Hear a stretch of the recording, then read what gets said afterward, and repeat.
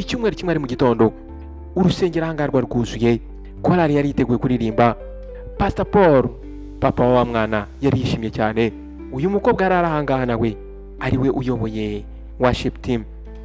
Ahangaha noneho Sandra yari yambaye ikanzu ndende cyane ndetse yari yafunze ikintu mu nda, afite mikrofoni ye mu ntoki ndetse korali iri inyuma ye.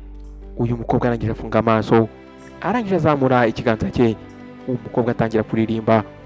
Ariko ubwo yaragezemo hagati, uyu mukobwa yatangiye gucika intege, mu mavi ye yumva atangiye kunanirwa.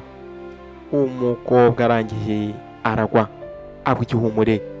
Abantu bose bari barangwa mu rusengero bahise bumirwa, batungurwa, batangazwa n'ibintu bibaye. Umukobwa yakuye igihumure imbere y'urusengero rwose.